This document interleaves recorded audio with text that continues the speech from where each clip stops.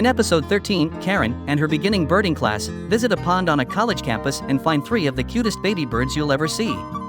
These youngsters were precocial rather than altricial, so their parents had never fed them after hatching.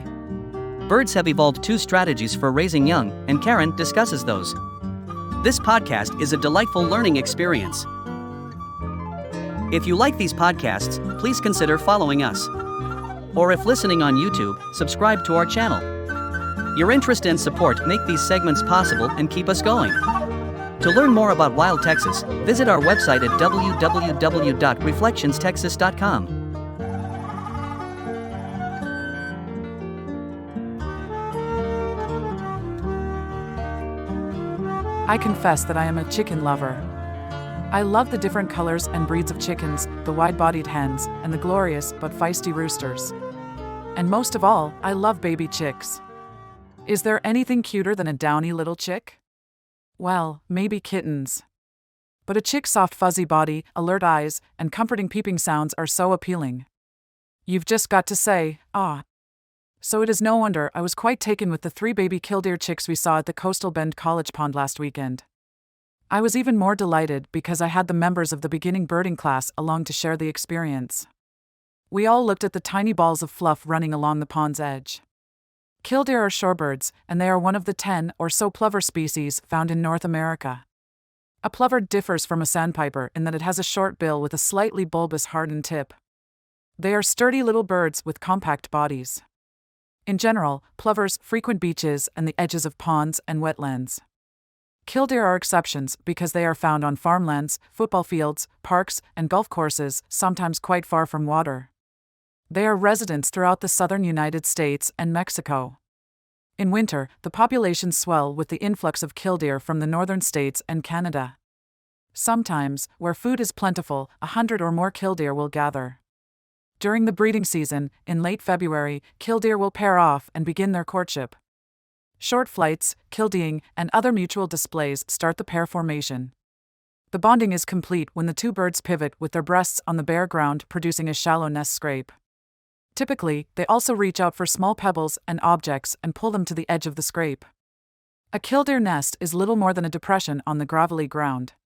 The eggs, when laid, are well camouflaged with specks and resemble pebbles on a pebbly background. Even though the nest is hard to find, an occasional predator, or a large animal like a cow, can come upon it. The parent bird scolds the intruder and tries to drive it away with aggression displays. If this does not work, the killdeer does something extraordinary. It pretends it has a broken wing. It runs a little away from the nest, drops one of its wings, and hobbles for a few steps. A predator cannot resist an injured bird, especially if it cannot fly. The predator follows.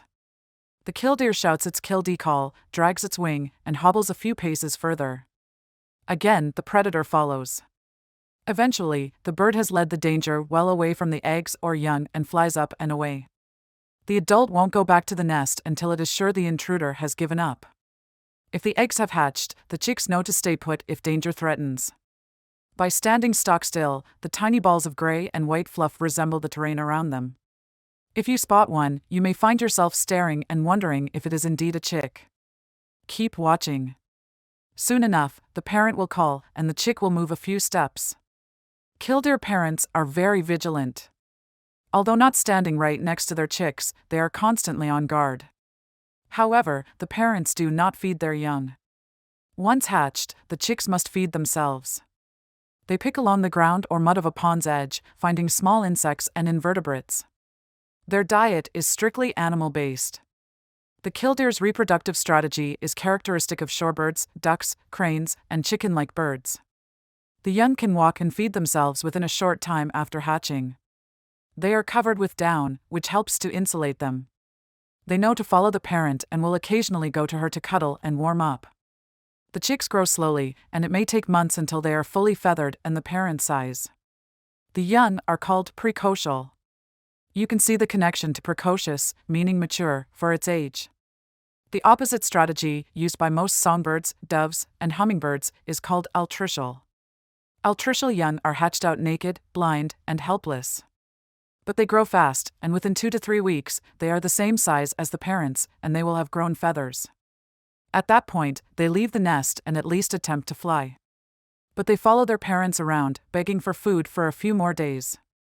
The 3 little killdeer chicks were precocious. One pecked at food bits. One ran a little and then stopped still. One peeked out from behind a stone. Their black neckbands against their white breasts stood out against the dull background. The chicks seemed to be independent and on their own. The parents were nearby, watching. I suspect they knew we humans were a few yards away, watching too. I wonder if they had any idea how charming their chicks were.